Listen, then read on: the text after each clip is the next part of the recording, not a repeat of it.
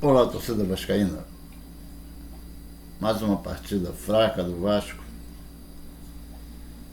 Jogo fraco tecnicamente. O Vasco saiu no lucro ao empatar com o Curitiba por 1-1 no Couto Pereira, pela quinta rodada do Campeonato Brasileiro, na noite dessa quinta-feira, 11 de maio. O Vasco saiu atrás com um gol de Zé Roberto. Já na reta final da segunda etapa, Eric Marcos empatou a partida, diminuindo o prejuízo, já que o Coxa é o penúltimo colocado da competição e não vence desde 23 de fevereiro. No próximo domingo, às 16 horas, o Vasco enfrenta o Santos em São Januário. Bom, essa partida ela demonstrou o que a gente já vem observando, apesar das explicações do técnico, que sempre diz que está tudo no normal, mas não está, né? A gente está vendo. Esse meio de campo do Vasco joga muito. O Vasco joga muito espaçado, de uma maneira geral, né? Então a bola vai e volta, vai e volta, vai e volta toda hora. Nós temos uma defesa boa. Não podemos falar mal de qualquer um dos jogadores da defesa, mas o problema começa aí no meio de campo. Andrei Santos é um excelente jogador, ninguém contesta isso, mas está com a cabeça em outro lugar, né? Já foi vendido, então ele não tem mais nada para oferecer para o Vasco. O Jair está crescendo de produção, na minha opinião. É um bom jogador, tem categoria, tem condição de jogar a Série A. Agora, o resto, a gente tem que... O Pedro Raul, tem dias que está bem, tem dias que não está.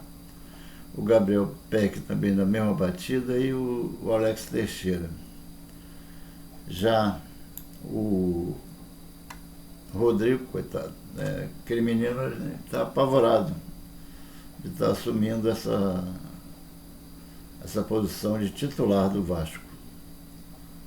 Ficou nítido, uma bola que ele poderia atrasar para o goleiro, ele chutou para a lateral. Isso demonstra insegurança. Mas é assim, a gente não tem que também queimar o menino, né?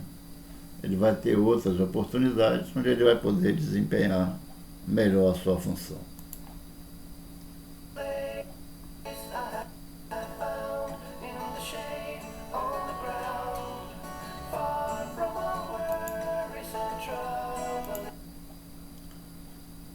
Com o Curitiba todo recuado, o Vasco tentou o empate através de cruzamentos na área, cenário que Pedro Raul poderia levar vantagem, mas foi com Eric Marcos que o gol aconteceu. O atacante aproveitou o erro do zagueiro, que amorteceu a bola após cruzamento de Galaça e marcou na pequena área o seu segundo gol na temporada. Aliás, esse menino, eu não vou dizer que ele deva ser titular do Vasco, não. Mas ele tem que ter mais oportunidades. Assim como o Orechano, ou Orejano, não sei como é que se pronuncia, ele mostrou, os dois demonstraram que tem condição de jogar nesse time, precisam de mais minutagem. São jogadores que, diferente dos outros, parte para o drible, parte por 1-1. São jogadores criativos que enfrentam, né? Faz fumaça, né? Jogadores que fazem fumaça.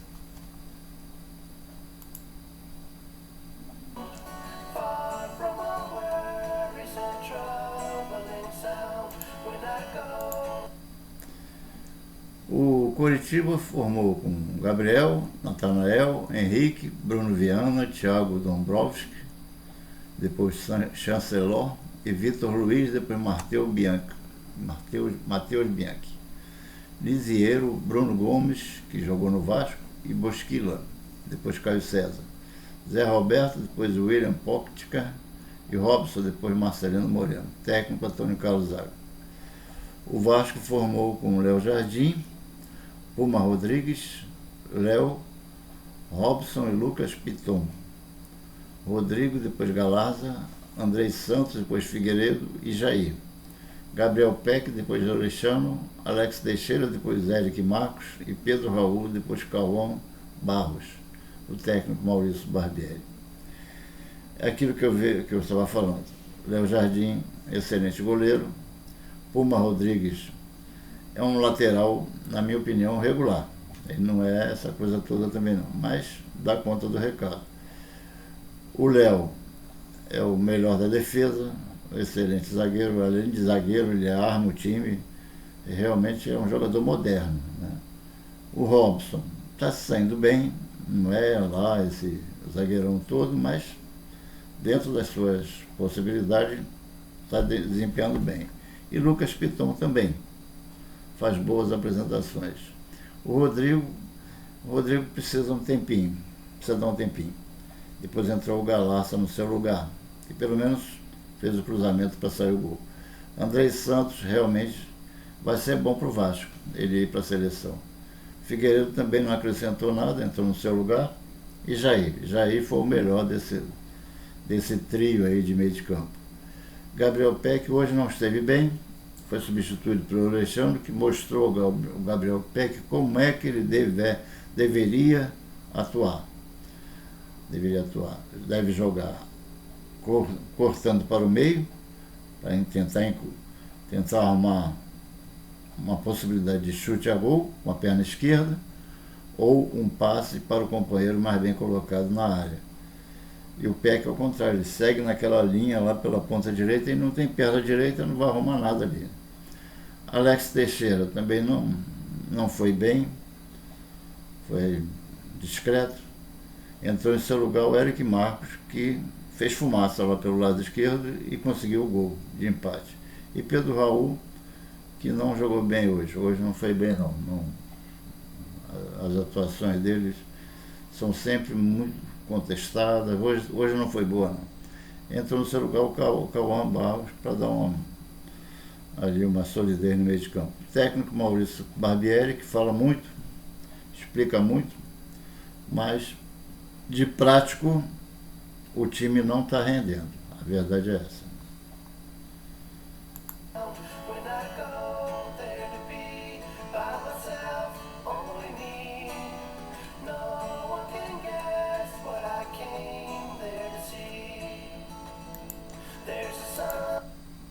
A estatística do jogo, né?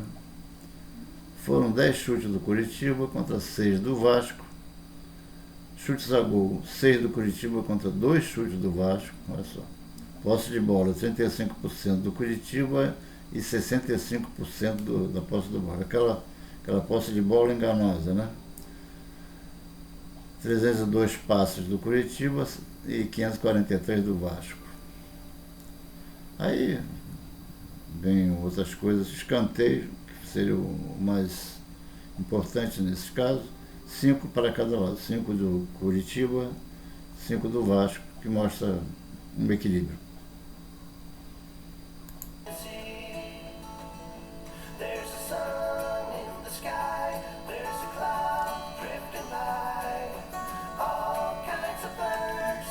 Não esqueça de se inscrever nos cursos online que são oferecidos e cujos os links se encontram abaixo do vídeo, tal como Pilates e Funcional para idosos. São cursos que são oferecidos e você poderá tirar proveito a aprender uma técnica que poderá lhe ser muito útil para ou uma renda extra ou até a sua própria renda principal, né?